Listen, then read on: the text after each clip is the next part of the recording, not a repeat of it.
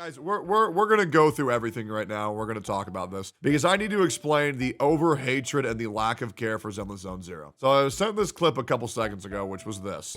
Okay. But we'll have to see. Oh, and the quote is, "It's over for Zenless Zone Zero if this is the level of hype people have for it after the live stream." Just to set you some context, right? So generally during a big event for streamers such as Ziox, going through his analytics, like for example, let's see if I can find this, huge live stream, Firefly will bless us, Chlorand is here, you know, we see some of the bigger streams getting around 7.1 thousand viewers, or 9.5 thousand viewers. So Ziox went live the other night to watch the Zenless Zone Zero dev live stream, which admittedly was at 6 a.m., but that's usually when they are anyways, and he pulled around an average of 5.5k viewers with an average of 4.1, which is generally much lower by his other live stream reaction in comparison, about 40% of the average viewership, that, or sorry, 60% of the normal viewership that he actually gets during the actual live streams. Okay, and with no competition as well, because if I was live, I would have also taken probably an extra 30% of his viewership, because whoever's in the top left of the category generally gets the most viewers. Well, let me rephrase that, they do get the most viewers, and they also kind of cannibalize the other streamers' viewership, because that's how streams work. That's why stream PvP is very real, whereas YouTube PvP is a lot less real, because in YouTube you share the views, whereas Twitch you actually have to fight for them. So we got around 5.5 thousand viewers during the Zenless Zone Zero live stream, almost completely uncontested by anyone else of his caliber, Ziox being most likely the #2 gacha streamer on the entire planet, which is a huge accolade. Okay, after the live stream was over, this was his reaction. But we'll have to see. As it stands right now, my take, I'm very question marked, in the sense of I'm gonna give the game a try, and then if I like it and if you guys like it, I'll keep playing it, and if you don't, or if I don't, then, you know, we'll decide then. So that's pretty much the most lukewarm reaction that you can possibly give. Okay, that's pretty much like, I have no idea how the fuck to feel about this game, but why don't people know how to feel about this game? I believe that I'm a content creator where I can predict when games are going very well and when they're not. A lot of people told me I was crazy for saying Wuthering Waves is going to blow the fuck up and be a competitor in the big 3 gacha space, and it is. However, the big 3 is now becoming a big 4, because I too also believe that Zenless Zone Zero is going to be very big on launch. I do think that. Now, I don't know if it'll remain big after launch, but I do think it's going to have a great launch and probably be the lowest of the 4, but I do still think that Zenless Zone Zero is going to be a very good game, and a game that I'm actually very excited to play myself. I want to go further into why I'm excited on playing Zenless Zone Zero and why I think the game is going to be good. Just to give you some more context, we're going to pull up Google Trends, and we're going to pull up a couple games, okay? Genshin Impact, okay? Video game, yes sir, and then we're going to go by worldwide to keep it fair for everyone. Then we're going to look up Honkai Star Rail, video game, and then we're going to pull up Wuthering Waves, video game, and we're going to sort by the past, let's do 1 year. So as you can see, Wuthering Waves popped the fuck off and dropped very hard, which, by the way, if you go to my previous videos, I predicted exactly that was going to happen. And now Wuthering Waves is most likely floating around the same relevancy as Honkai Star Rail, which is currently the most profitable gacha game on the entire market. Speaking of which, there will be gacha PvP tomorrow, where we'll see the revenue report, where I do think that Wuthering Waves will be the second most profitable gacha game on the June 2024 revenue chart. That is what I believe. I believe r/gacha gaming will be losing their fucking minds, and if it's not top 2, it's certainly top 3. I think Wuthering Waves had a great fucking month. I think it had a great launch comparatively to what people are saying. I do think there were issues, but I do think the company commented them enough to where people shouldn't turn their back on Wuthering Waves, and keep your eye on this game, because I do think Wuthering Waves is going to get better and better with every single release, but I do think it's going to require a full system reset, waiting all the way until 2.0 to get a full back in the swing of things and become even more relevant than it was, due to the fact that them having to hyper accelerate their launch from a 6-week development cycle to a 5-week development cycle, and now they're going to have to take the dreaded 7-week development cycle, which is very bad for keeping relevancy for your game. However, I understand why they're having to do that, and even more so, now they're going to be on the same release schedule as Zenless Zone Zero, which means there's going to be direct competition between the two every single time the game launches a version update. But here's the thing. How well is it going to do on launch? Okay, well, let's pull it up. Okay, Zenless Zone Zero. So we pull this up right here, and you look, this is Zenless Zone Zero's relevancy. And as you can tell right now, 4 days away from launch, it doesn't look that good. Now, does it? However, the thing that you have to understand is that the game, whether you want to think it's botted or not, there is 44 to 45 million pre-registers as of right now. Whether you think that's botting or not, that's up for you to decide. Their marketing is trash. I think that is a point that's up for debate. I think their marketing is trash for adults, but I think for for Zoomer children, I actually think it's quite good. I think if you're above the age of 26, you're not gonna like their marketing. I think if you're below the age of 16, I think you're gonna fucking love their marketing. And that's how I generally think it goes. I do think this is aiming for a lot younger of an audience. That's why they have a lot of characters talking about childs.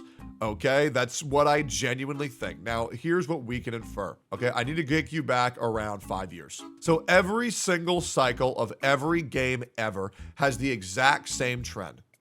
Okay, 1 week out, there's a difference between 20 to 30x of their pre-hype before the game explodes. Okay, so right now, the pre-hype phase for Genshin was a 6. The pre-hype phase for Honkai Star Rail was a 3. So half the pre-hype phase of Genshin Impact.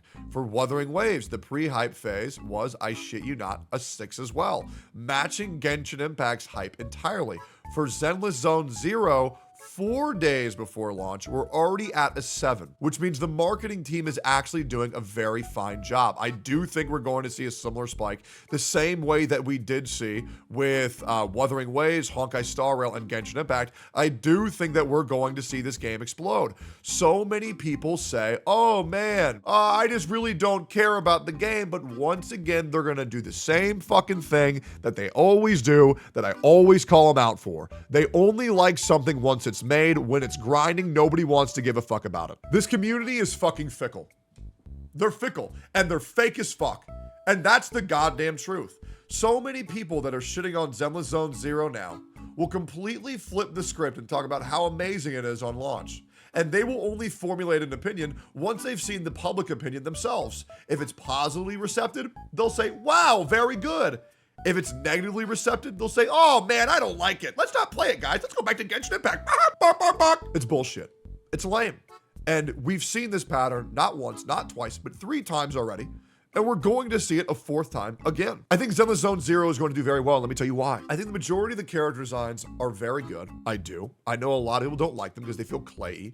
And I do really enjoy the current Kuro Games animation style. I like it very much. That being said, it's subjective and it's your opinion. Me personally, I do love Zenless Zone Zero, the way they make their characters.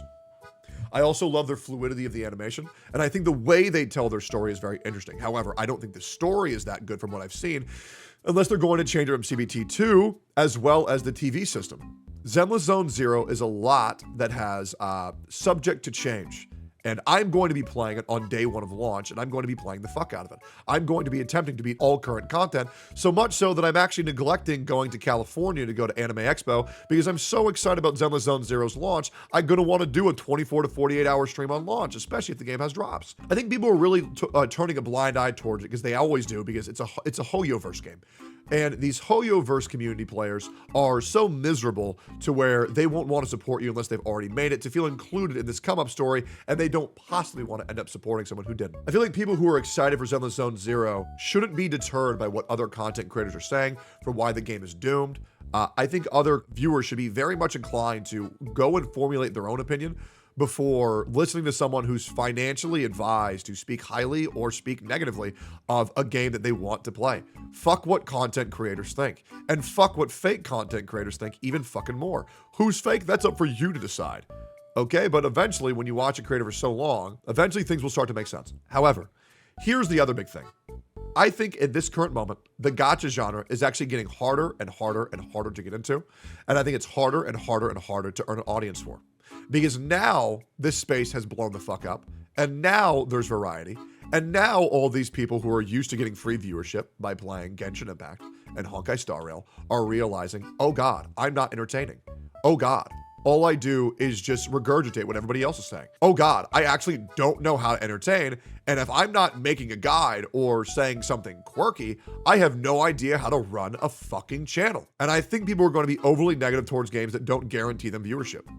And I think we're going to see more and more people being overly negative because they're bad at their jobs. This video will piss a lot of people off, and I'll be real. Please react, because I would love to react to your reaction. Hilarious. I feel like Zenless Zone Zero at this current time, I feel like y'all players have nothing to worry about. I feel like the launch is going to go very well. I, once again, think it's going to be the least successful gacha game of the big 4 right now. But I do think it is going to be a very viable game for furries and weebs. And also, most importantly, I think Zenless Zone Zero will attract the most casual audience out of any gacha game that's currently played. And that can either be a big pro or that can be a big con. If you're looking for a game that you can really sink your time and effort into, I don't think Zenless Zone Zero is that game. I do think that if you are looking for a casual, fun combat game with goofy mini games that you can play during high school or middle school or during college, I think that this will be the game for you. But the question is, what are you looking forward towards in this game? Me personally, I just want to see Nicole get fucked. And if I can spend $500 to play as the big wolf guy and fuck Nicole, I'm good to go.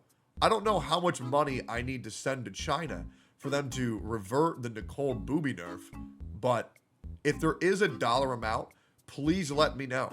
Because, or at least a Nicole skin that brings back them big old jugs. That shit was fucking awesome. Anyways, I'm out. Peace.